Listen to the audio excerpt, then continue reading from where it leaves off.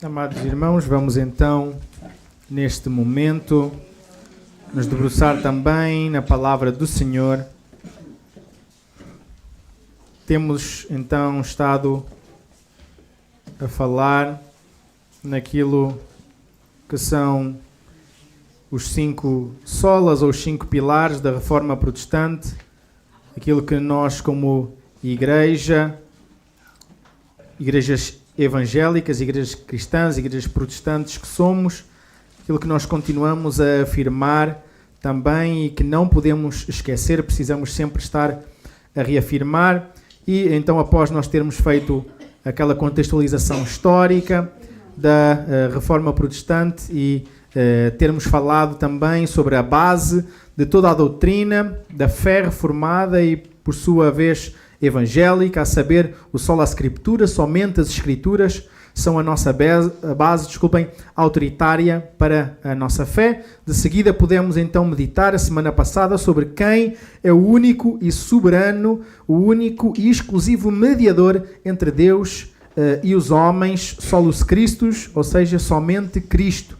E hoje então iremos estar a meditar sobre a nossa salvação, mais propriamente dita por meio dos pilares sola gratia, que é somente pela graça, e sola fide, ou seja, somente pela fé. Então, neste caso, amados irmãos, antes de iniciarmos, vamos mais uma vez ao Senhor em oração e de seguida iremos estar a ler a passagem de Efésios 2, do 1 ao 10. Mas antes disso, então, vamos ao Senhor em oração. Pai de amor, de eterna bondade, misericórdia, graça e favor, vimos à Tua presença em nome do Teu Filho amado Jesus Cristo. Vimos com corações gratos, corações alegres, com este ensejo de meditar na Tua Palavra, de ser alimentados por ela, ser renovados, ser convencidos e convictos de pecado e ao mesmo tempo relembrar a nossa plena e completa salvação e redenção em Jesus Cristo. Queremos, ó bom Deus, neste momento, nesta manhã, nos aproximar de Ti com confiança. Confiança por aquilo que foi a Tua obra completa em Jesus Cristo, sabendo que única e exclusivamente pela graça Tua, a graça de Deus, é que nós podemos ser salvos, e isso é-nos atribuído, é-nos outorgado por meio da fé.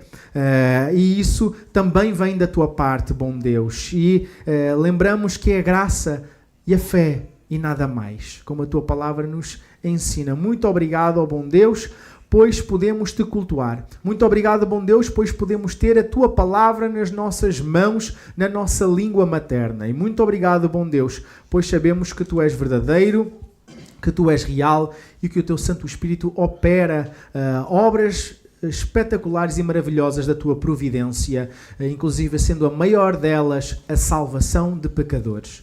Senhor, bom Deus, vem estar aqui conosco esta manhã e vem então agora aplicar a Tua palavra às nossas vidas. É isto que nós pedimos e agradecemos, orando no santo nome de Jesus, dizendo amém.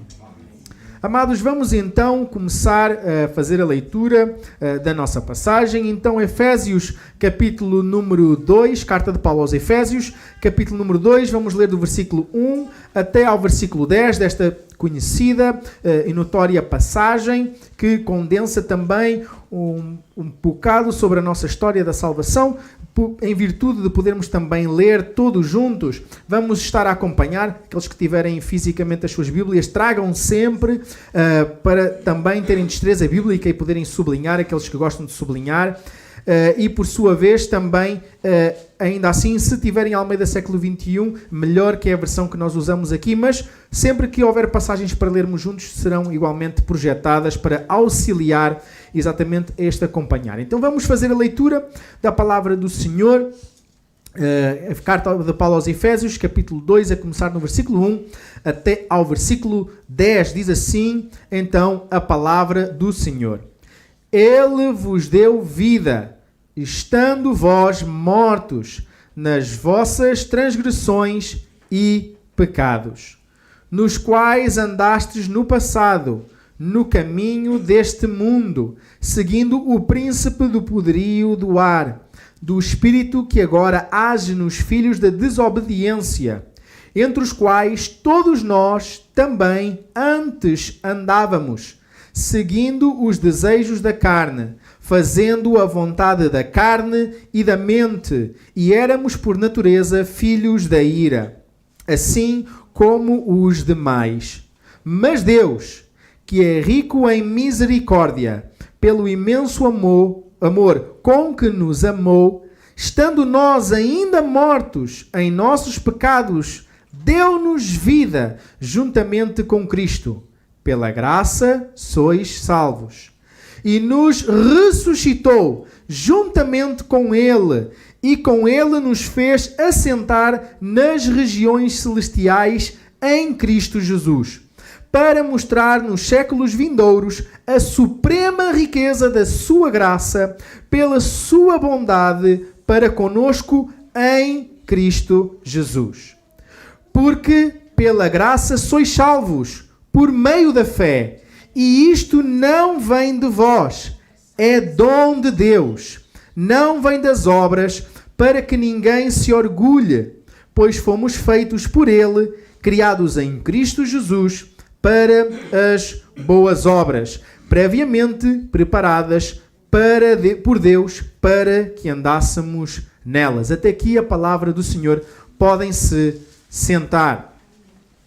Amados, começando nos primeiros 3 versículos, nos diz: Ele vos deu vida, estando vós mortos nas vossas transgressões e pecados, nos quais andastes no passado, no caminho deste mundo, segundo o príncipe do poderio do ar, do espírito que agora age nos filhos da desobediência, entre os quais todos nós também antes andávamos, seguindo os desejos carnais, fazendo a vontade da carne e da mente, e éramos por natureza filhos da ira, assim como os demais.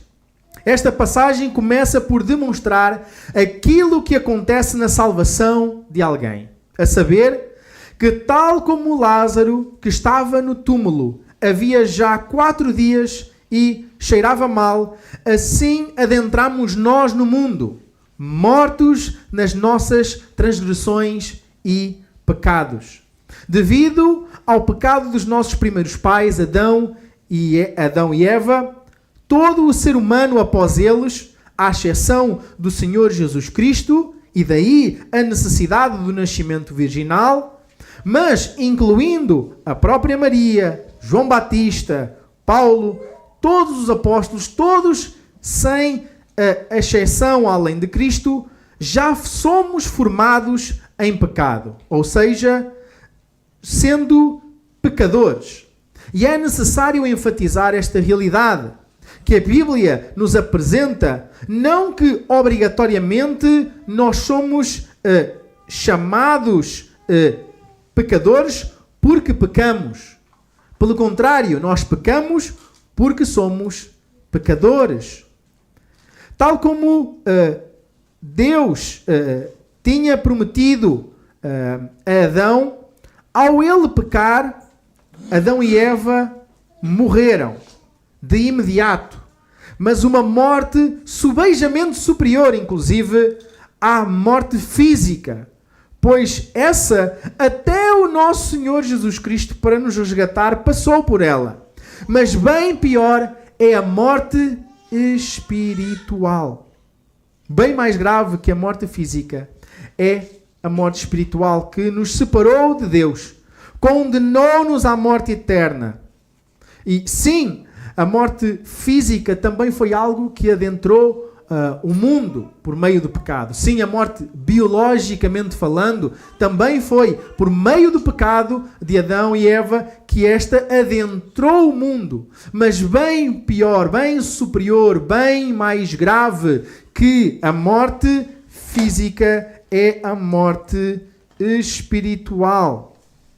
Então, assim, ao termos pecado, digamos assim, nós fomos condenados à morte espiritual. Parecendo como uma flor que é arrancada do solo, assim também nós nos tínhamos desarraigado, tínhamos sido desarraigados por nós mesmos daquele que era a fonte da vida, separando-nos assim de Deus e o tendo por inimigo.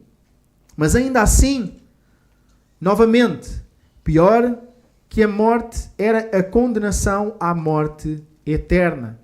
Como mortos espirituais que nós nos tínhamos tornado, nós lembramos como o próprio Cristo nos avisou. Se nós abrirmos em Mateus 10, no versículo 28, Mateus capítulo 10, versículo 28, o que é que o Senhor Jesus nos avisa? Neste caso, não apenas pelo seu Espírito, mas da sua própria boca. Ele nos diz: e não temais os que matam o corpo e não podem matar a alma. Pelo contrário, temei aquele que pode destruir no inferno tanto a alma como o corpo. O Senhor Jesus, o nosso Salvador, foi quem mais falou nas Sagradas Escrituras sobre a realidade do inferno. O próprio Senhor Jesus foi quem mais falou e advertiu, recomendou, acautelou as pessoas sobre a realidade, a literalidade do fogo do inferno. Para que exatamente ele, na posição de Salvador, não tivesse que justamente, enfatizo, enviar-nos para lá. E por isso é que o próprio Senhor Jesus enfatiza que pior, não é? Ou que em vez, em detrimento, em contraste com termos medo ou reverência daqueles que nos podem eventualmente enviar, ou melhor, nos condenar à morte e matar este corpo físico, muito mais precisamos nós de reverenciar o Senhor Deus, que se não o reverenciarmos, se não formos se não crermos no Senhor Jesus Cristo por meio da sua obra completa de salvação, esse será o nosso fim, a condenação eterna. E assim estávamos nós, assim está todo aquele que não crê, que não confia em Cristo como seu único e suficiente Salvador. Está morto, espiritualmente falando. Habitualmente, eu costumo, para uma aplicação mais contemporânea desta realidade, eu costumo apelar para aquele conceito popular dos filmes, das séries, dos jogos, dos zombies, dos mortos-vivos. Porque literalmente é assim que nós, à parte de Deus, somos. Somos seres com aparência de vida, mas que no fundo estamos mortos.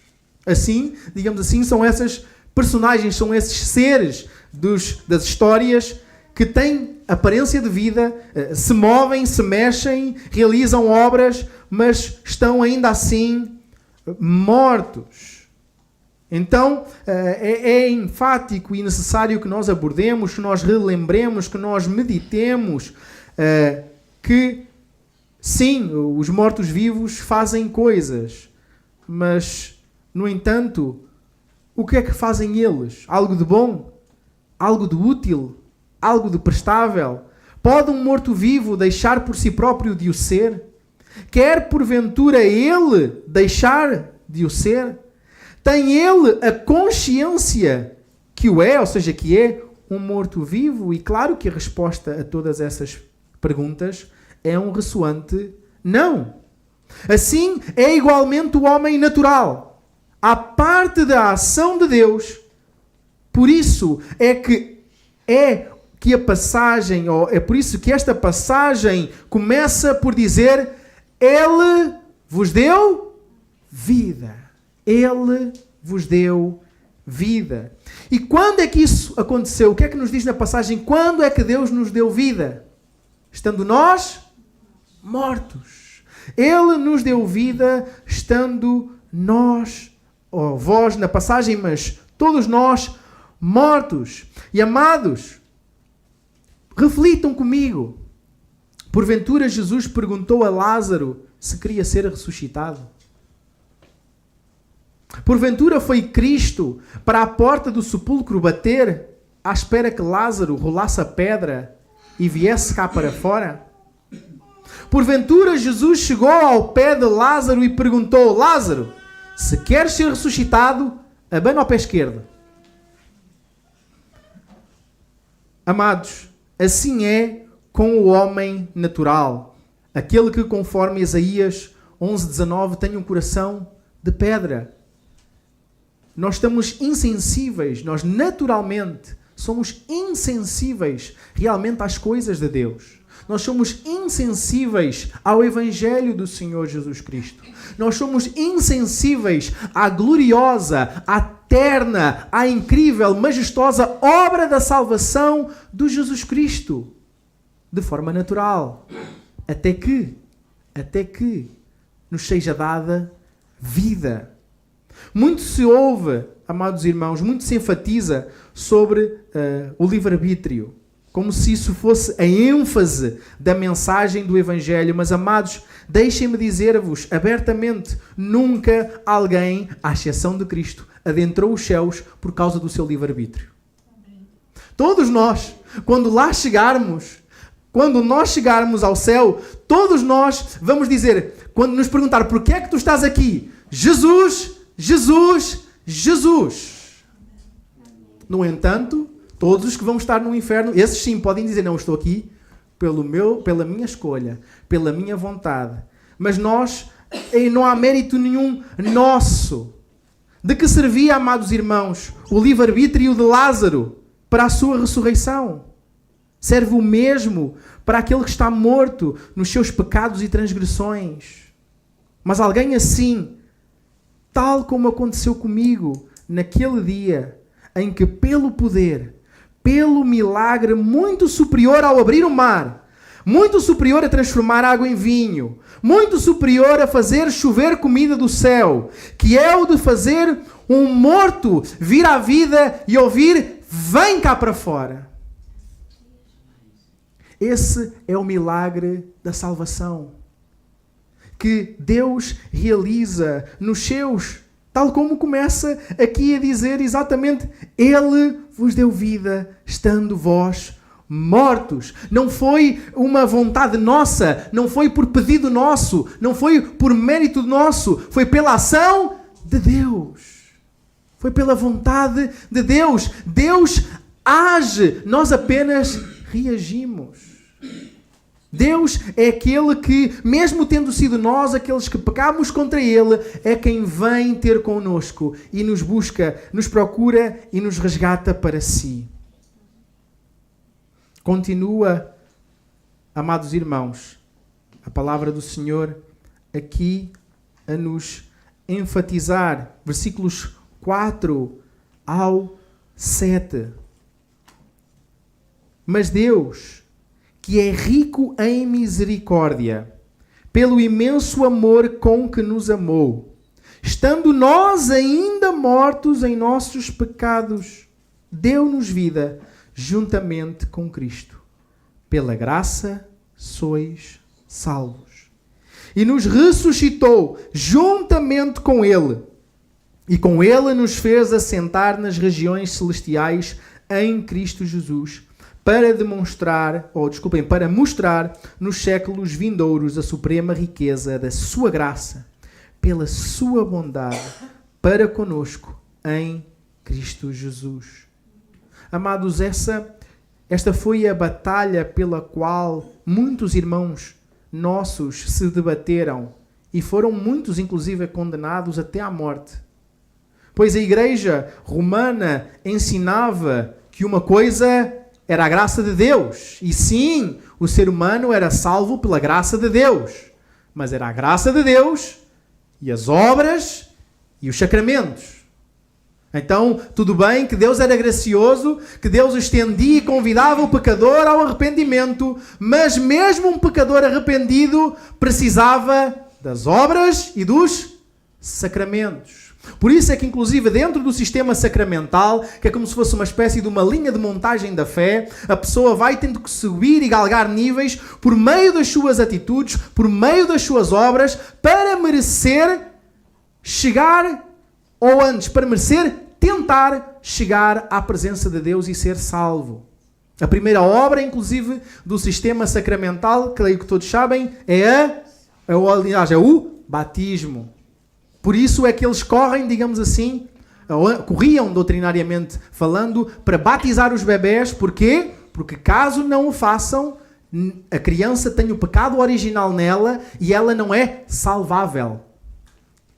Agora, para que a criança se torne salvável, para que Deus possa salvar esta criança, nós precisamos de primeiro dar literalmente uma injeção de graça. E como é que nós vamos injetar graça nesta criança? Vamos batizá-la e vamos então assim incluí-la na igreja. Então agora esta criança deixou de ser uma pagã. Agora é uma criança no caminho para a salvação. Então se ela agora morrer, já não vai mais para o inferno ou para o limbo. Agora está aqui salva para que nós possamos pelo menos fazer algo pela sua alma. Porque não para por aí. Sabemos nós que, à partida depois do batismo, é necessário o caminho para a primeira comunhão. Pelo menos agora costuma ser assim. O que é a primeira comunhão? É após um tempo em que a criança aprende aquilo que é os ensinos, que são os ensinos da Igreja Romana, e ela depois é convidada a participar pela primeira vez da comunhão. Então é como se oficialmente ele agora passa a ser parte da Igreja Romana e ele vai pela primeira vez participar da comunhão, ou seja, da ceia do Senhor, da Eucaristia. Não é? Sabemos que, inclusive, atualmente até só se pode, inclusive, comer como eles dizem, o corpo de Deus. Não mais há sequer a partilha do cálice, a não ser pelo próprio padre, porque dentro da própria crença romana, quando o padre invoca aquelas palavras, este é o teu sangue, este é o teu corpo, magicamente, sobrenaturalmente, agora aquele vinho já não é mais vinho, é sangue de Jesus. E aquelas hóstias já não são mais hóstias, são o corpo de Jesus. Então a gente não pode desperdiçar gotas do sangue de Jesus para cair ao chão ou escorrer nos lábios das pessoas. Então só o padre é que pode participar do sangue de Jesus. E mesmo por isso é que a hóstia, ou o corpo de Cristo, com todo o cuidado, é ou colocado na mão da pessoa ou é colocado diretamente na sua boca e não se pode mastigar. Onde é que já se viu? Vai-se mastigar o corpo de Deus? Não, tem que deixar dissolver na boca, porque nós não vamos deixar cair migalhas do corpo de Cristo ao chão. Entendem o número e o conjunto de crendices que se vinha a formular ao longo do tempo. Depois da primeira comunhão, vem a questão, que se não estou em erro, se não me falha a memória, da comunhão solene. Depois, inclusive, para aqueles que vão realmente criar os seus filhos e que vão ser mesmo, que são católicos convictos e que vão ali jurar, criar também os seus filhos na fé católica, passam pelo chamado crisma. Muito raramente agora, inclusive, são aqueles que passam por esse que é dos mais altos rituais que alguém dentro da Igreja Católica pode passar. Parte também do sistema sacramental é o sacramento do casamento, por exemplo, é um meio como a pessoa vai ser agraciada por Deus e vai como que convencer Deus a amá-la um bocadinho mais, a ter um bocadinho mais compaixão da sua alma.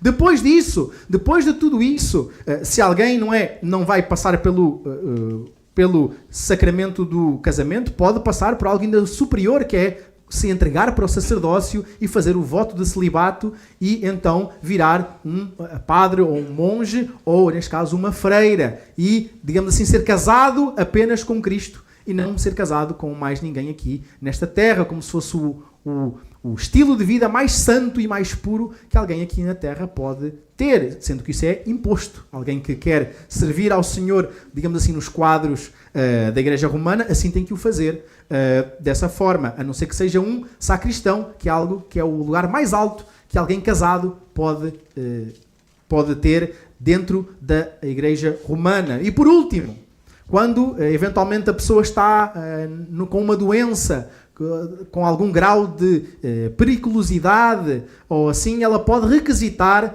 a chamada unção dos doentes, que popularmente ficou conhecida como a extrema unção, que às vezes a gente pensa, por causa também dos filmes e das séries, muitos católicos até pensam isso, mas um padre católico fez questão de me explicar que não é assim, mas que é dada às pessoas que estão doentes, mas a pessoa pode até receber a extrema unção mais do que uma vez, desde que o peça.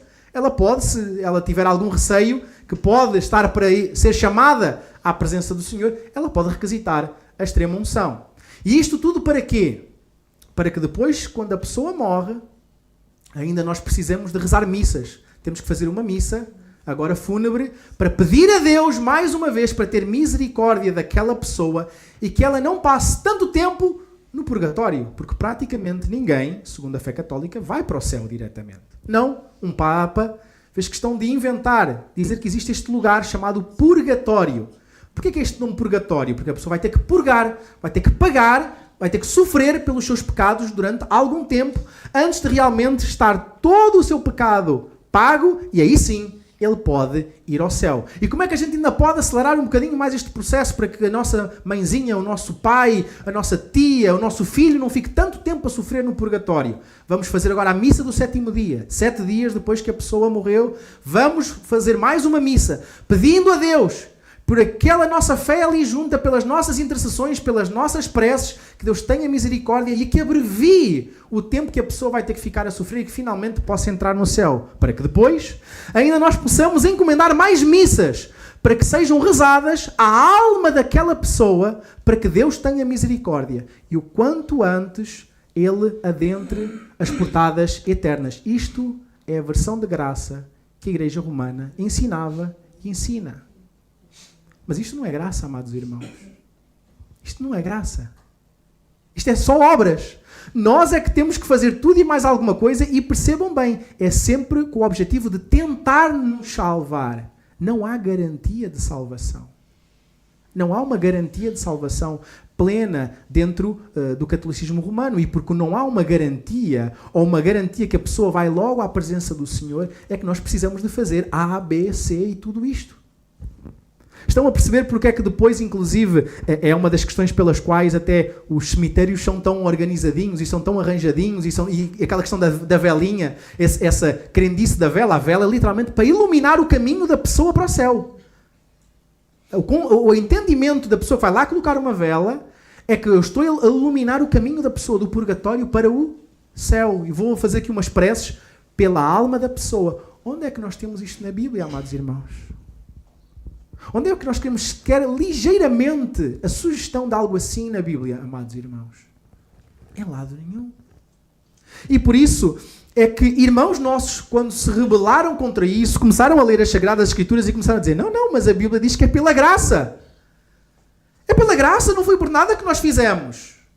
Muitos, como já lamentavelmente ouvimos e temos ouvido e temos estudado, pagaram com a vida, foram queimados vivos, foram enforcados, foram afogados, foram toda a sorte, porque se opunham a esta doutrina, que era a tradição daquela altura. Porque quando liam, aliás, quando era lida esta passagem, havia toda esta outra explicação de não, tipo, é pela graça, mas agora tu tens que fazer a tua parte. É muito perigoso quando a gente afirma essas questões assim, não é pela graça de Deus, mas a gente tem que fazer a nossa parte. Amados irmãos, não há 1% que tu contribuas para a tua salvação. É 100% Jesus. 100% Jesus. É pela graça. Graça que é merecida, deixou de ser graça. É uma paga, é uma recompensa. E é incrível quando nós aqui lemos versículo 4 que diz, mas Deus que é rico em misericórdia. Alguém que exija um sistema sacramental desses vos parece que é rico em misericórdia? Não, é rico em misericórdia porque ele dá não sei quantas chances para que a pessoa se vá salvando. Incrível, fantástico.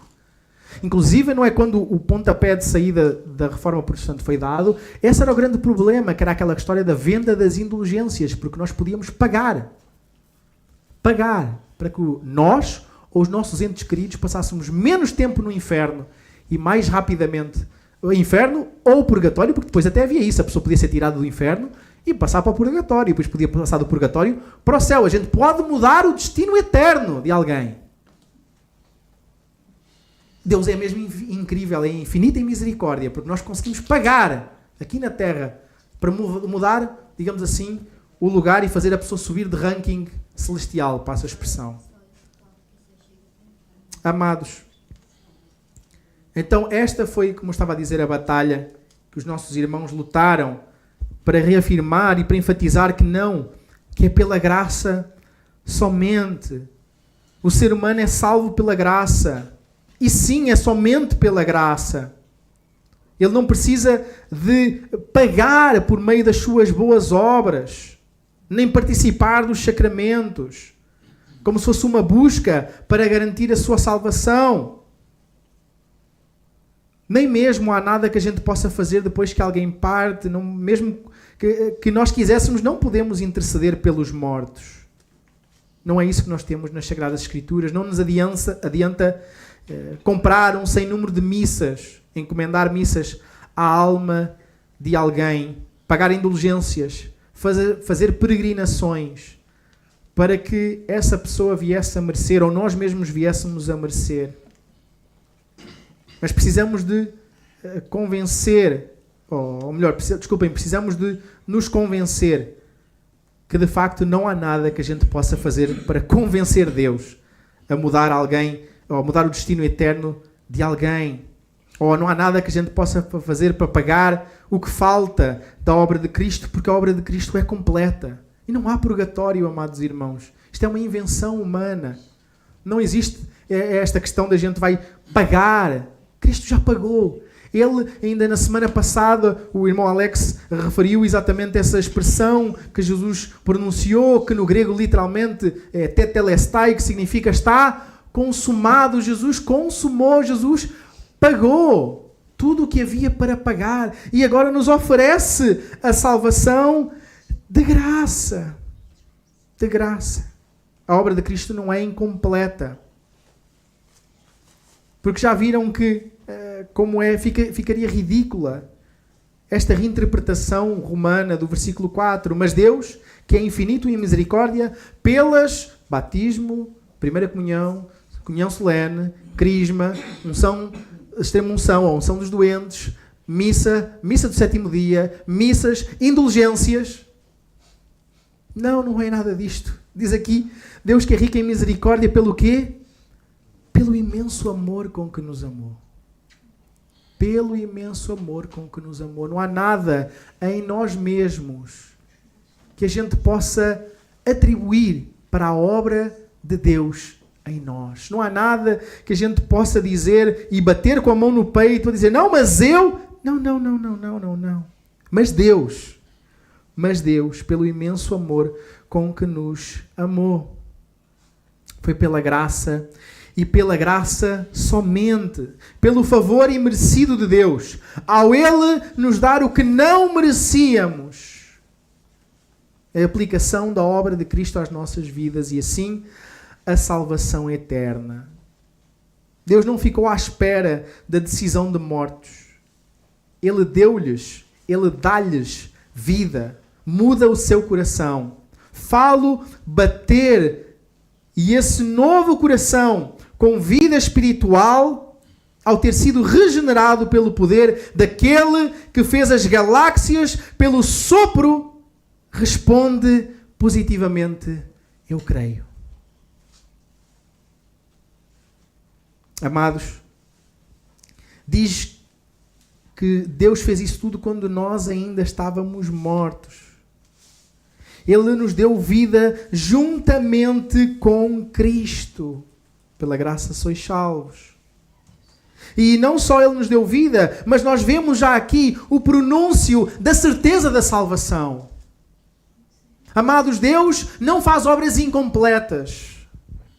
Eu não conheço o vosso passado ou a trajetória doutrinária até aqui, mas, amados, não é bíblica esta doutrina da perda da salvação. Algo que a gente não ganha por mérito também não pode perder por não merecer.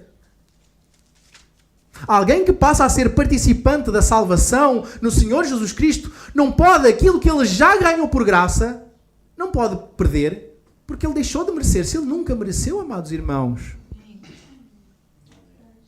Muitas vezes a gente costuma fazer aquela afirmação, não é? Aquela expressão idiomática, ninguém merece. Ninguém merece. E eu costumo brincar, se há coisa que ninguém merece, é a salvação. Ninguém merece.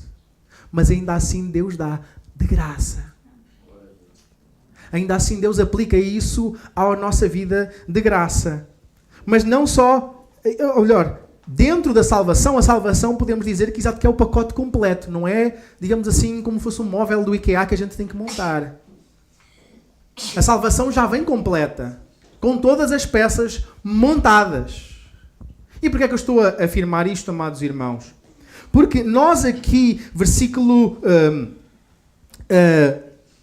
6, continua a dizer que, de facto, não foi meramente aquela ação de Deus nos regenerar o coração, nos dar fé, como nós continuaremos a ver e a meditar.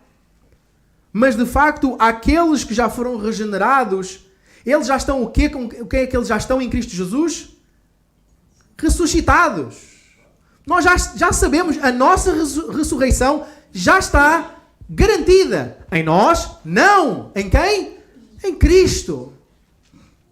Se nós hoje somos salvos, e somos salvos pela graça de Deus, pela obra de Cristo que é aplicada pelo Santo Espírito ao nosso coração, nós podemos ter a certeza que amanhã continuaremos a ser salvos, daqui a 5 anos, se estivermos vivos, continuaremos a ser salvos, daqui a 15 anos continuaremos a ser vivos, e continuaremos a ser salvos por causa dele, da obra dele, da ação dele na nossa vida. Porque até mesmo a santificação é obra do Espírito, amados irmãos. É capacitação do Espírito. Por isso é que o próprio Senhor Jesus Cristo disse: sem mim, nada podeis fazer.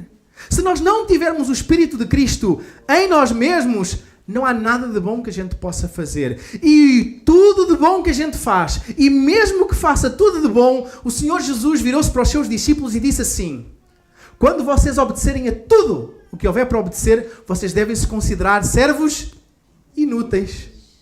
Mas, caramba, servo inútil? Isso foi forte, Jesus. Estás a magoar os meus sentimentos. És um servo inútil. Porquê? Só faz aquilo que te compete. Só faz aquilo que te manda. Então, deixemos-nos, abandonemos este ranço romano de merecer a salvação, ou de sermos cristãos superiores aos outros, ou ao menos eu leio a Bíblia, ao menos eu oro, ao menos eu jejuo, ao menos eu faço culto doméstico em casa, ao menos eu dou o dízimo, ao menos eu não traio o meu cônjuge, ao menos eu levo os meus filhos à igreja e ensino-lhes a mensagem do Evangelho, ao menos, amado, se não for por Cristo, tu, tal como Paulo, tal como Maria, íamos todos para a condenação eterna. Porque é Cristo, Cristo e Cristo, e nada mais. Por isso, exatamente como dizia, versículo 6 diz: nos ressuscitou juntamente com Ele, e com Ele nos fez, já o quê? Assentar nas regiões celestiais em Cristo Jesus. A nossa glorificação já está garantida. Em nós? Não! Em Cristo. Não há missas para pagar, não há indulgências para contratar, nós não precisamos de uma bula papal, nós não precisamos que o pastor vá lá e meta uma cruz na nossa testa, não precisamos de nada disso, porque nós temos Cristo. Não há nada que a gente vai fazer. Se cremos no Senhor Jesus Cristo, se já passamos da morte para a vida, não há nada que nós possamos fazer nem para merecer, mas também não há nada que possamos fazer para deixar de merecer, porque a gente já não merece desde o início. É incrível quando nós percebemos, e isto não é graça barata, de forma alguma, é verdade das Escrituras, mas se estamos em Cristo, não há nada que nós possamos fazer para que Deus nos ame mais. Mas sabem o que é que ainda é mais reconfortante? Também não há nada que a gente possa fazer com que Deus nos ame menos. Porque não é por nós, pelos nossos lindos olhos, pelas nossas obras, pelo sistema sacramental, pelos nossos cargos na igreja, pelo volume de finanças que nós ofertamos para o avanço do reino, mas é pela obra de Cristo que nos é atribuída. E por isso nós já somos não só trazidos da morte espiritual para a vida, mas já está garantida a nossa ressurreição em Cristo. E também nós já estamos assentados nas regiões celestiais em Cristo. Deus assim já mostra, não é? Como aqui dizia, para mostrar nos séculos vindouros a suprema riqueza da sua graça, pela sua bondade para connosco em Cristo Jesus. Já passaram, não é, cerca de 20 séculos, 19 séculos, não é? Porque isto foi escrito no primeiro século, 19 séculos que já passaram. Nós continuamos a ouvir falar das supremas riquezas da graça do Senhor Deus em nós e por nós. Versículos 8 ao versículo 10, conclui esta passagem. Amados, naturalmente que esta passagem dá para fazer uma série de pregações, mas hoje, em virtude, vamos condensar, e por isso é que eu estou só a passar superficialmente nesta mina que só esta passagem é, nestes 10 versículos. Diz assim a palavra do Senhor: porque pela graça sois salvos por meio da fé. Isto não vem de vós, é dom de Deus. Não vem das obras, para que ninguém se orgulhe. Pois fomos feitos por Ele, criados em Cristo Jesus para as boas obras, previamente preparadas por Deus, para que andássemos nelas. Mas essa resposta, ou seja, a resposta à salvação, a resposta da fé, igualmente não é reputada, atribuída ou endossada a nós. Pois no versículo 8 nos diz o quê? Isto não vem de vós. Não vem de quem? Não vem de vós. Não vem de nós. Amados, o texto assim afirma, e deve ser corretamente entendido. Não é só a graça que não vem de nós, como igualmente a fé. Por isso é que, semelhantemente, lá em Gálatas 5:22, vai falar sobre o fruto do Espírito, e um dos gomos está associado a isso, à fé, à fidelidade. Isso é fruto do Espírito. Só quem tem o Espírito é que tem fé. É fruto do Espírito. Quem não tem o Espírito não pode dar o fruto do Espírito.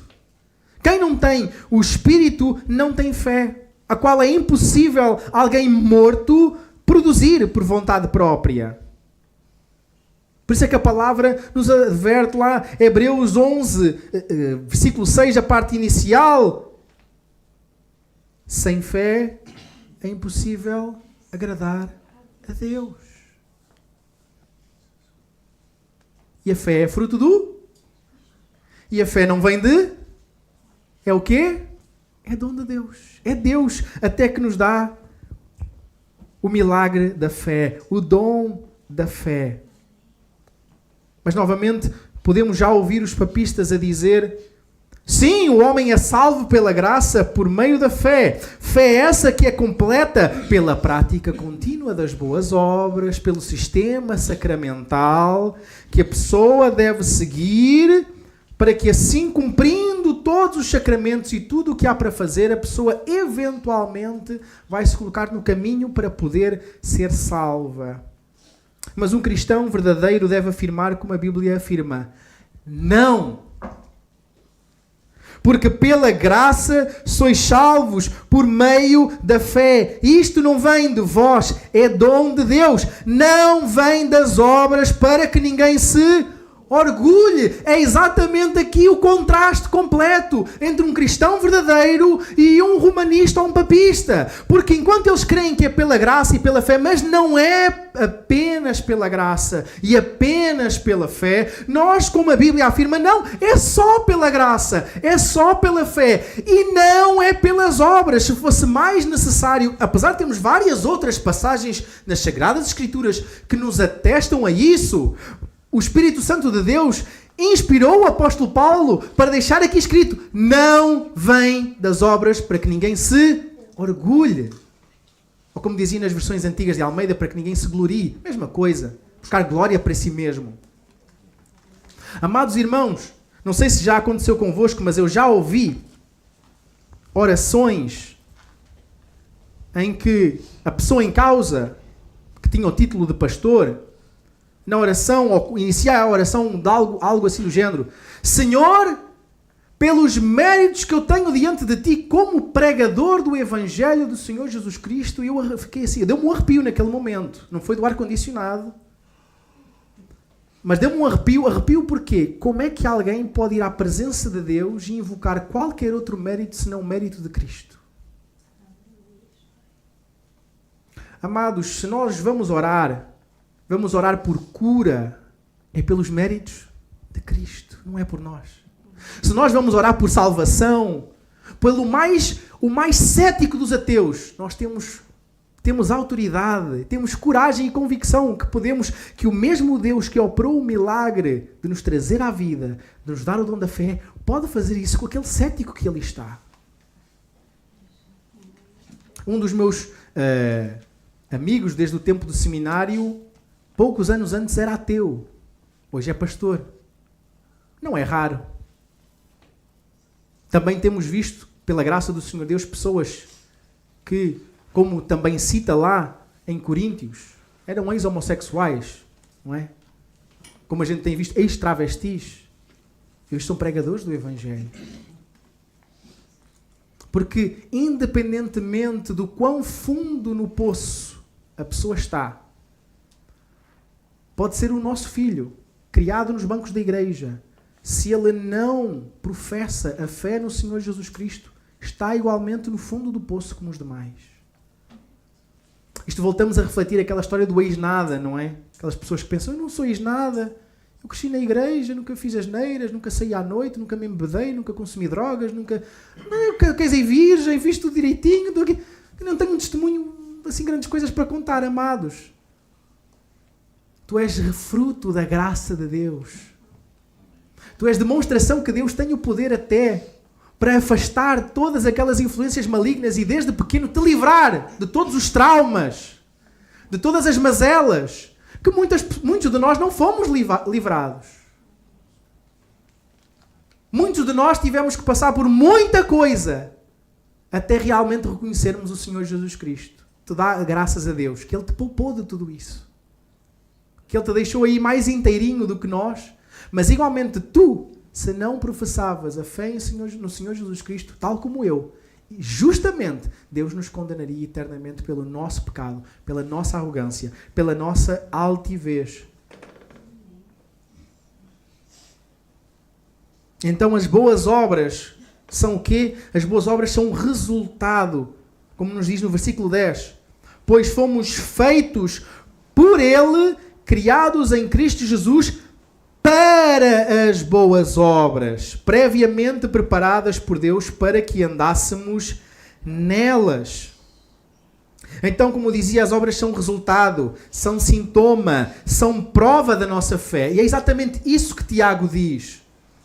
Há pessoas... O próprio Lutero confundiu-se um bocado quando leu a carta de Tiago e ficou um bocado confuso, porque Tiago parece que bate muito na importância das obras. Parece que ele dá muita ênfase nas obras, mas o que Lutero falhou na sua primeira leitura ao entender é que é exatamente isso. Como aqui diz, as obras são sintoma dessa realidade. São o testificar. Como ele próprio diz, não, mas o próprio Abraão, pelas suas obras, testificou a sua fé. Exatamente. Nós comprovamos, nós demonstramos a nossa fé por meio das nossas obras. Porque como exatamente Tiago, irmão do Senhor Jesus, inspirado pelo Espírito Santo de Deus, nos alerta, a fé sem obras é morta, ou seja, é uma falsa fé. Não é que é uma fé verdadeira. Uma fé que é morta não é fé. Então, aquilo que Tiago está ali pelo Espírito Santo de Deus a dizer é que exatamente agora as nossas boas obras são um sintoma da nossa nova identidade em Cristo. São sintoma do nosso novo coração. Nós, de mortos-vivos, fomos transformados em seres humanos. E agora temos uma vida espiritual. Fomos criados em Cristo Jesus. Outrora, nós tínhamos a natureza pecaminosa, hoje somos participantes da natureza divina. Continuamos a batalhar com a nossa carne, mas agora fazemos parte também da natureza divina. Deus passa a habitar em nós, passa a estar em nós, literalmente, todos os dias. E nesse sentido, amados irmãos, é que, de facto, aqui diz que nós fomos feitos para as boas obras. É como aquela analogia que eu digo várias vezes, amados irmãos. Quando alguém espirra, não quer dizer que essa pessoa está constipada. Mas alguém que está constipada, espirra. Então não é porque alguém supostamente faz aparentes boas obras, como nós vemos muitas seitas por aí, que as boas obras que fazem até ateus. Até ateus, Deus toca no seu coração para fazer boas obras. Como Deus tocou no coração de Ciro e de Nabucodonosor, Deus toca no coração de pessoas que são ímpias para alimentar pessoas, para matar, erradicar doenças, para cavar poços em África, para até promulgar leis que são benéficas para a igreja, e por isso é que nós devemos orar pelos nossos governantes, para que tenhamos uma vida tranquila e a igreja avance. Amados, deixem-me fazer este parênteses. Quando o cristão vota e deve votar, pode ter todas as inclinações económicas, não é, que ele tenha, sociais que ele tenha, mas em primeiro lugar deve estar o aspecto moral e o quanto aquele partido ou aquela pessoa vai influenciar em dar liberdade ou tirar liberdade à Igreja de Cristo. É assim que estas são as prioridades do cristão. Independentemente se o cristão se considera gosta de um mercado mais livre ou de um mercado mais regulamentado, independentemente desses aspectos, em primeiro lugar, aquilo que o cristão deve votar é por causa dos valores. Por causa de que valores é que são compatíveis ou incompatíveis com a nossa fé. E, a par disso, ou em conjunto com isso, se aquele partido ou aquela pessoa representa uma possível perseguição ou um cercar das liberdades da igreja ou um ampliar destas liberdades. Isso é a primeira questão. Isso é a primeira questão. Depois, todos nós podemos ter mais a nossa escola económica e tudo mais, qual é a linha que a gente gosta mais, mas em primeiro lugar tem que estar isso, amados irmãos. Não há como um cristão estar a votar naqueles que nos estão a dizer não, as igrejas têm que parar de falar o que estão ali a falar. Temos que acabar com o discurso de ódio das igrejas, temos que censurar os pastores, temos que obrigar o pastor a casar para homossexual, temos que obrigar agora o Estado a meter-se dentro da igreja. Amados, não. Como cristãos, a gente deve, que em primeiro lugar, que é isso que nós somos ensinados, para orarmos pelos nossos governantes, para que nós consigamos ter uma vida tranquila e o Evangelho possa prosperar. Então, quão menos, ou quem for a força, digamos assim, ou a linha política, que menos vai querer atrapalhar a igreja, tem o meu voto. Esse é o meu voto. Depois vêm as questões económicas e tudo mais. Agora, quem vem menos atrapalhar a igreja, quem vem mais promover valores parecidos com o meu, esse é que tem o meu voto. O resto é resto.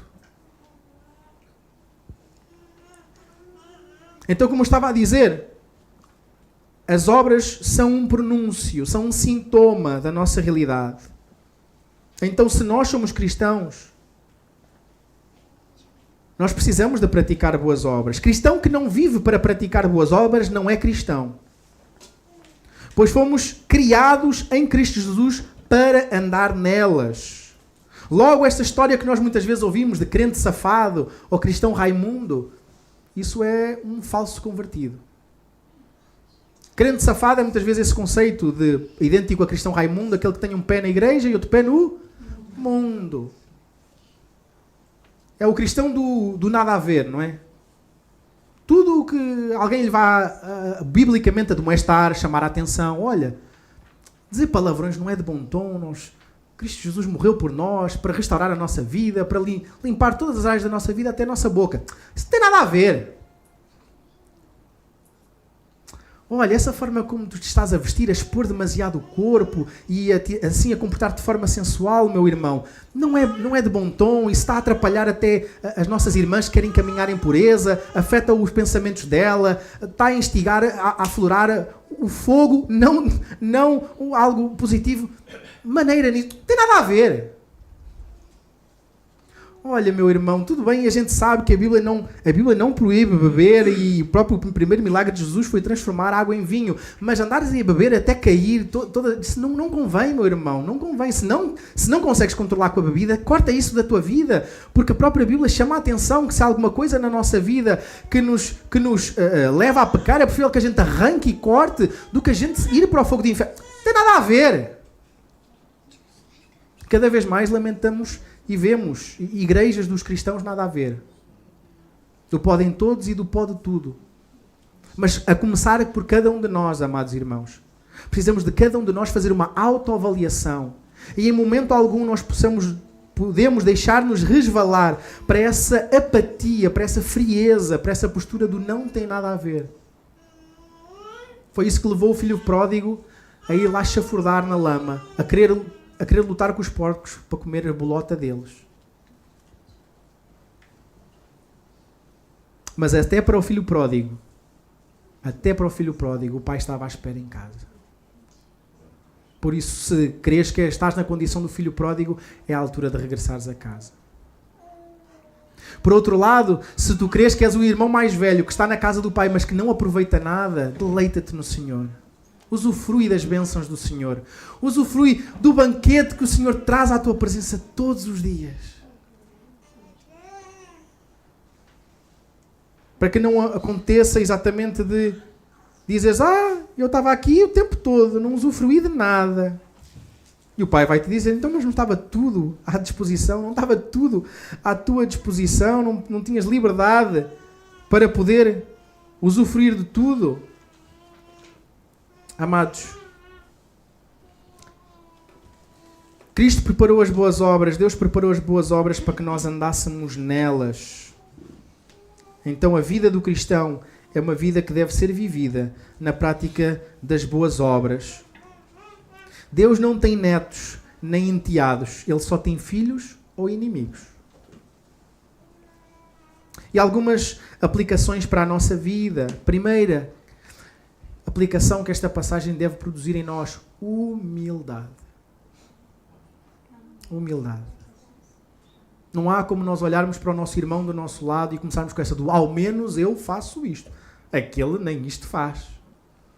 O nosso modelo de comparação é Cristo Jesus. Quantas mais vezes nós olhamos para Cristo, mais segurança temos na sua obra por nós e mais miseráveis pecadores nós vamos entender que ainda somos. Quanto mais caminhamos nesta caminhada cristã, mais entendemos que há mais áreas da nossa vida que nós ainda precisamos de mudar e que o Senhor tem tido tanta paciência connosco, e os nossos irmãos também têm tido tanta paciência connosco até aqui. Mas por isso também podemos confiar que aquele que começou a boa obra a vai completar até o dia de Cristo Jesus. E por isso então devemos ter alegria e segurança. Alegria e segurança. Amados irmãos, a vida cristã é uma vida vivida em arrependimento. Ou seja, porque como eu disse, cada vez a gente tem mais noção de áreas da nossa vida que precisamos de mudar. Quanto mais nós nos aproximamos de Deus, mais, digamos assim, a sua luz brilha em nós, então mais as nossas imperfeições a gente vai conseguir detectar. Então até o nosso último suspiro nós ainda vamos estar aqui a caminhar, a buscar, lutar e batalhar contra o pecado que nos assedia de tão perto, para não ceder e não cair com tanta frequência e caminhar em vitória, mas ainda assim sabemos que já estamos sentados nas regiões celestiais em Cristo Jesus.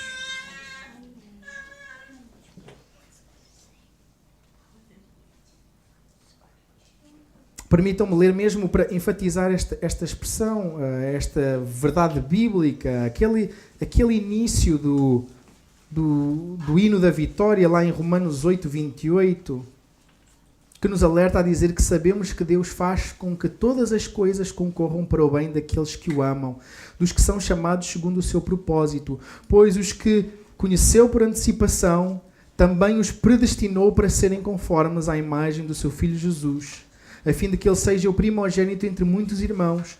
Os que predestinou também chamou, os que chamou também justificou, os que justificou a eles também glorificou. Ou seja, quem entra nesta linha de montagem só sai na glória. Por isso precisamos ter esta certeza de que aquele que começou a boa obra vai completar e vai nos levar até casa. E por último, e não menos importante de todo, é missões. Porque nós sabemos desta realidade, nós temos ímpeto, convicção de fazer missões. Porque não depende do ceticismo do povo que a gente vai encontrar. Não depende da cultura cabisbaixa portuguesa. Não depende do ceticismo e das crendices populares dos vianenses. Não depende do ocultismo e da bruxaria que se passa aqui nesta região. Não depende das tradições da família da tia Maria, que vai até à tetravó, que se considera católica romana. Depende daquele que pode dizer: anda cá para fora. E essa pessoa que estava morta nos seus pecados e delitos virá à vida espiritual e passar a ser um irmão nosso na fé no Senhor Jesus Cristo.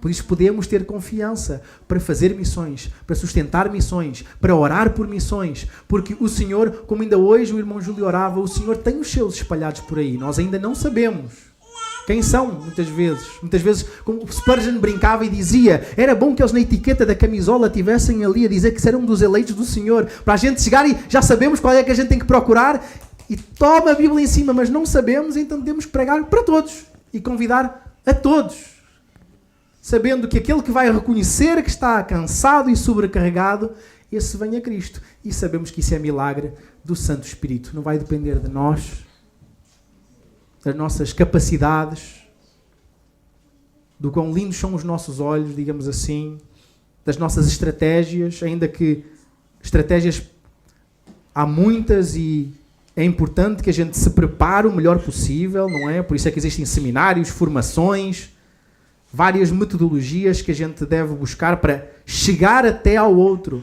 Mas sabemos que é só a pregação do Evangelho do Senhor Jesus Cristo que tem o poder de, com a certeza que Ele não voltará vazio, Ele tem o poder de fazer os Lázaros virem cá para fora. Que o Senhor abençoe a sua palavra. Vamos, neste momento, então, terminar este culto que quisemos prestar ao Senhor nosso Deus com uma palavra de oração.